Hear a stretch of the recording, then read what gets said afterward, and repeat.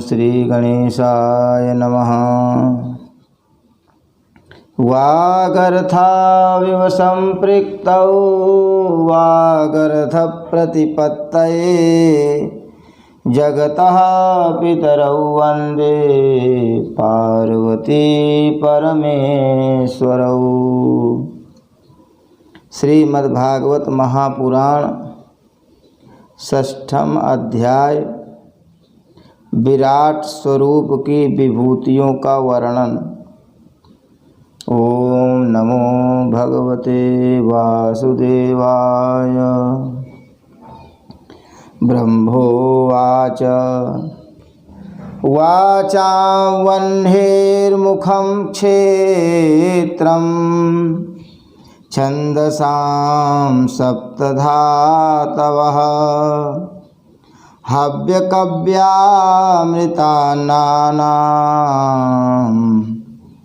जिह्वा सर्वरसस्य च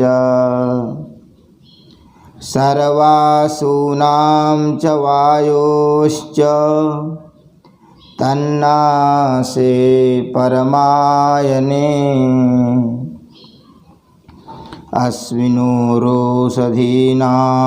च घ्राणो मोद प्रमोदयोः। ब्रह्मा जी कहते हैं, उन्हीं विराट पुरुष के मुख से वाणी और उसके अधिष्ठात्री देवता अग्नि उत्पन्न हुए हैं।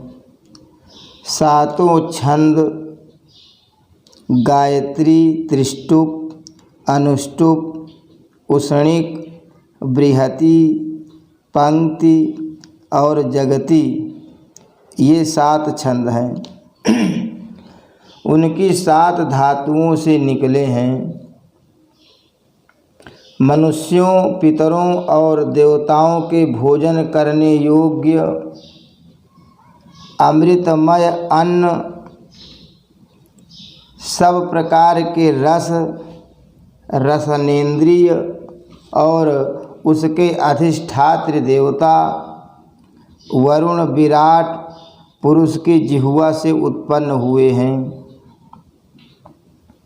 उनके नासा छिद्रों से प्राण, अपान, व्यान, उदान और समान, ये 5 प्राण और वायु तथा घ्राणेन्द्रिय से अश्विनी कुमार, समस्त औषधियाँ एवं साधारण तथा विशेष गंध उत्पन्न हुए हैं। उनके नेत्रेंद्रिय रूप और तेज की तथा नेत्र गोलक स्वर्ग और सूर्य की जन्मभूमि है। समस्त दिशाएं और पवित्र करने वाले तीर्थ कानों से तथा आकाश और शब्द श्रोत्रेंद्रिय से निकले हैं। उनका शरीर संसार की सभी वस्तुओं के सार भाग तथा सौंदर्य का खजाना है। सारे यज्ञ, स्पर्श और वायु उनकी त्वचा से निकले हैं। उनके रोम सभी उद्भिज्ज पदार्थों के जन्मस्थान हैं, अथवा केवल उन्हीं के जिनसे यज्ञ संपन्न होते हैं। उनके केश, दाढ़ी, मूछ और नखों से मेघ, बिजली, शिला एवं लोहा आदि धातुएं तथा भुजाओं से प्रायः संसार की रक्षा करने वाले लोकपाल प्रकट हुए हैं।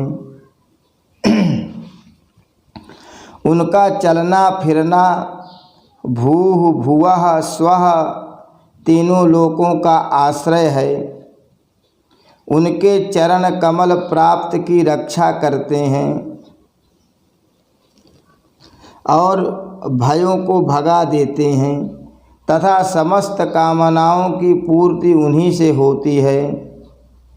विराट पुरुष का लिंग जल, वीर्य, सृष्टि, मेघ और प्रजापति का आधार है। तथा उनकी जननेन्द्रिय मैथुन जनित आनंद का उद्गम है। नारद जी विराट पुरुष की पायु इंद्रिय, यम, मित्र और मलत्याग का तथा गुदा द्वार हिंसा, निरति, मृत्यु और नरक का उत्पत्ति स्थान है। उनकी पीठ से पराजय, अधर्म और अज्ञान, नालियों से नद नदी और हड्डियों से पर्वतों का निर्माण हुआ है। उनके उदर में मूल प्रकृति, रस नाम की धातु तथा समुद्र समस्त प्राणी और उनकी मृत्यु समाई हुई है। उनका हृदय ही मन की जन्मभूमि है। नारद, हम तुम धर्म, सनकादि, शंकर, विज्ञान और अंतःकरण सब के सब उनके चित्त के आश्रित हैं। कहाँ तक गिनाएं? मैं, तुम, तुम्हारे बड़े भाई सनकादि, शंकर, देवता, दैत्य, मनुष्य, नाग, पक्षी, मृग, रेंगने वाले जंतु, गंधर्व, अप्सराएं, यक्ष, राक्षस, भूत, प्रेत, सर्प, पशु, पितर, सिद्ध, विद्याधर, चारण, वृक्ष और नाना प्रकार के जीव जो आकाश, जल या स्थल में रहते हैं, ग्रह, नक्षत्र, केतु, पुच्छल, तारे, बिजली और बादल, ये सब के सब विराट पुरुष ही हैं। यह संपूर्ण विश्व जो कुछ कभी था, है या होगा, सबको वह घेरे हुए हैं और उसके अंदर यह विश्व उसके केवल 10 अंगुल के परिमाण में ही स्थित है। ब्रह्मांड के 7 आवरणों का वर्णन करते हुए वेदांत प्रक्रिया में ऐसा माना है कि पृथ्वी से 10 गुना जल है, जल से 10 गुना अग्नि और अग्नि से 10 गुना वायु है और वायु से 10 गुना आकाश है, आकाश से 10 गुना अहंकार और अहंकार से 10 गुना महत्तत्व और महत्तत्व से 10 गुनी मूल प्रकृति है। वह प्रकृति भगवान के केवल एक पाद में है। इस प्रकार भगवान की महत्ता प्रकट की गई है। यह दशांगुल न्याय कहलाता है।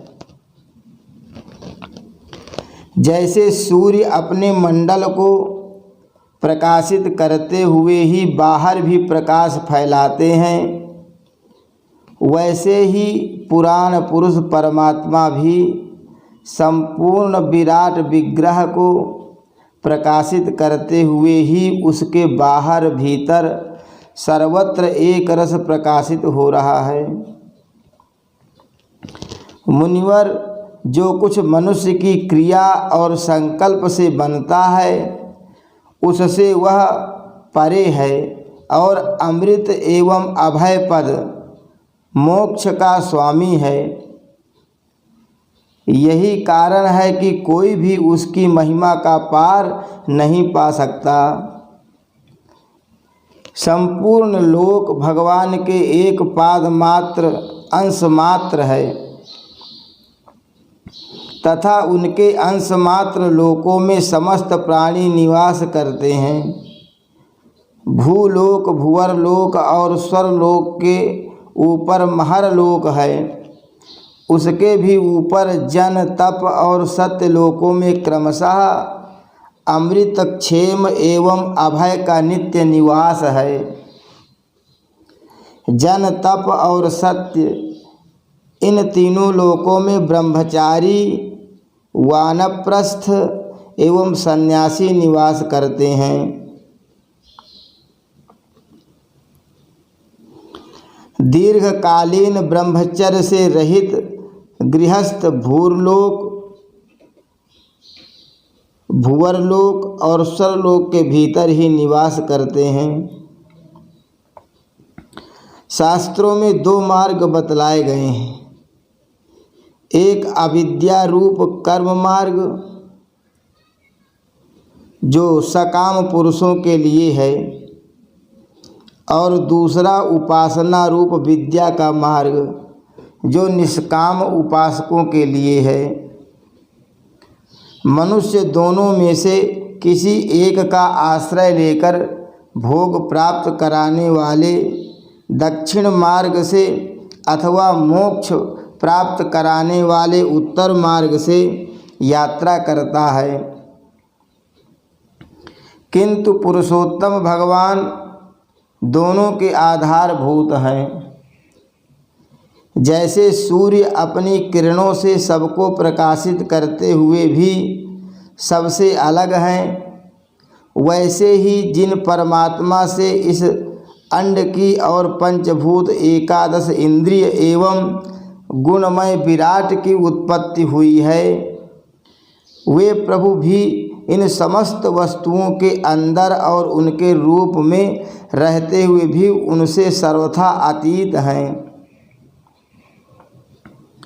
जिस समय इस विराट पुरुष के नाभि कमल से मेरा जन्म हुआ, उस समय इस पुरुष के अंगों के अतिरिक्त मुझे और कोई भी यज्ञ की सामग्री नहीं मिली। तब मैंने उनके अंगों में ही यज्ञ के पशु, यूप, स्तंभ, कुश, यह यज्ञ भूमि और यज्ञ के योग्य उत्तम काल की कल्पना की। ऋषि श्रेष्ठ यज्ञ के लिए आवश्यक पात्र आदि वस्तुएं, जौ, चावल आदि औषधियाँ, घृत आदि स्नेह पदार्थ, छह रस, लोहा, मिट्टी, जल, ऋक, यजु, साम, चातुर्होत्र, यज्ञों के नाम, मंत्र, दक्षिणा, व्रत, देवताओं के नाम, पद्धति, ग्रंथ, संकल्प, तंत्र अनुष्ठान की रीति, गति, मति, श्रद्धा, प्रायश्चित्त और समर्पण, यह समस्त यज्ञ सामग्री मैंने विराट पुरुष के अंगों से ही इकट्ठी की।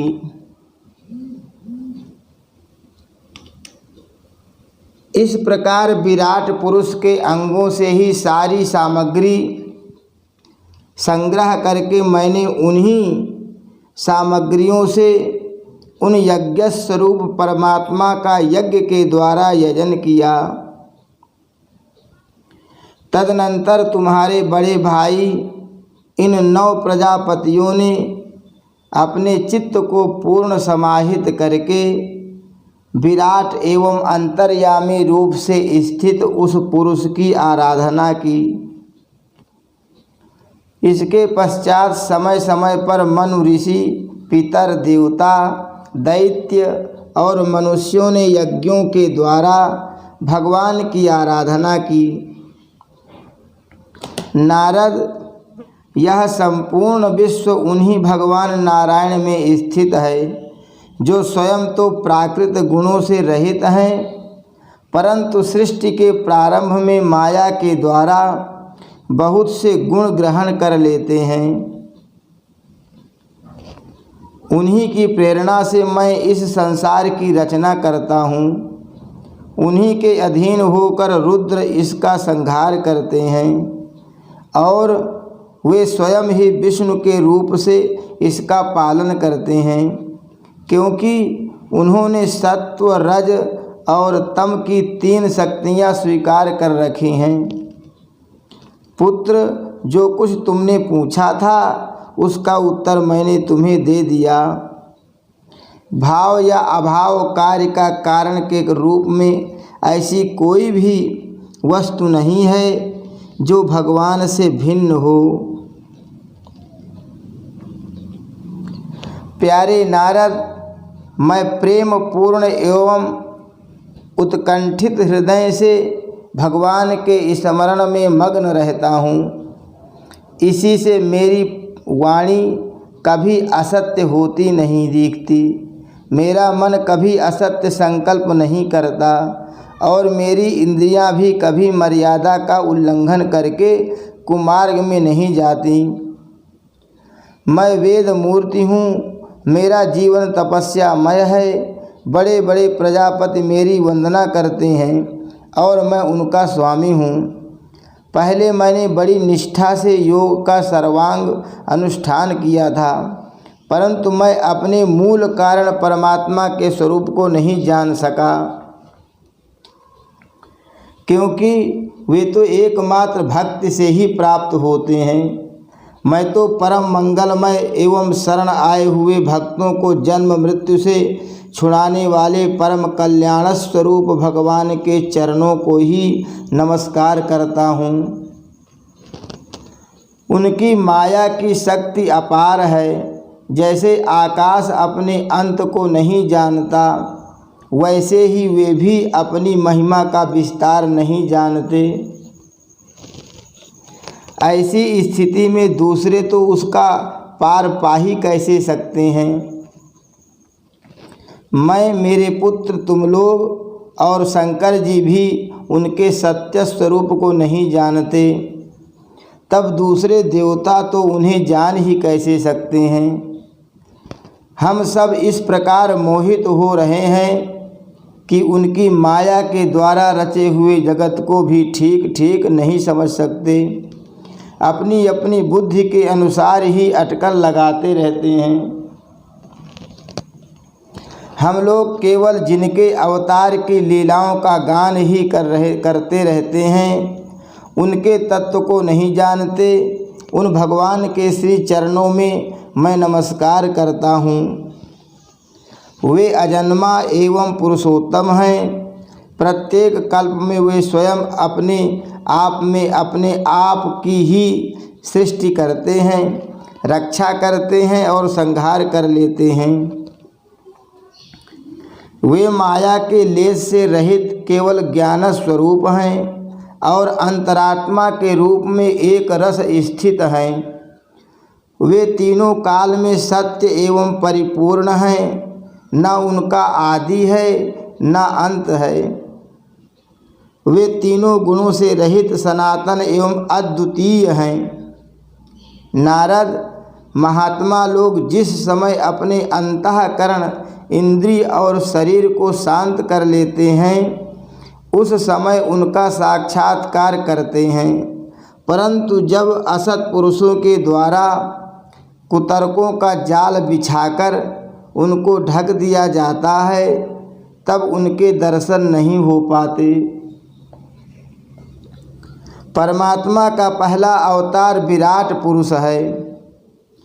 उसके सिवा काल, स्वभाव, कार्य, कारण, मन, पंचभूत, अहंकार, तीनों गुण, इंद्रियां, ब्रह्मांड, शरीर, उसका अभिमानी स्थावर और जंगम जीव, सब के सब उन अनंत भगवान के ही रूप हैं। मैं, शंकर, विष्णु, दक्ष आदि ये प्रजापति, तुम और तुम्हारे जैसे अन्य भक्तजन, स्वर्ग लोक के रक्षक, पक्षियों के राजा, मनुष्य लोक के राजा, नीचे के लोकों के राजा, गंधर्व, विद्याधर और चारणों के अधिनायक, यक्ष, राक्षस, सांप और नागों के स्वामी, महर्षि, पितृपति, दैत्येंद्र, सिद्धेश्वर, दानवराज और भी प्रेत, पिशाच, भूत, कूष्मांड, जल जंतु, मृग और पक्षियों के स्वामी एवं संसार में और भी जितनी वस्तुएं ऐश्वर्य, तेज, इंद्रिय बल, मनोबल, शरीर बल या क्षमा से युक्त हैं, अथवा जो भी विशेष सौंदर्य, लज्जा, वैभव तथा विभूति से युक्त हैं, एवं जितनी भी वस्तुएं अद्भुत वर्ण वाली, रूपवान या अरूप हैं, वे सब के सब परमात्म तत्वमय भगवत स्वरूप ही हैं। नारद, इनके सिवा परम पुरुष परमात्मा के परम पवित्र एवं प्रधान प्रधान लीलावतार भी शास्त्रों में वर्णित हैं। उनका मैं क्रमशः वर्णन करता हूँ। उनके चरित्र सुनने में बड़े मधुर एवं श्रवणेन्द्रिय के दोषों को दूर करने वाले हैं। तुम सावधान होकर उनका रस लो। हरि शरणम। श्री कृष्णार्पणमस्तु।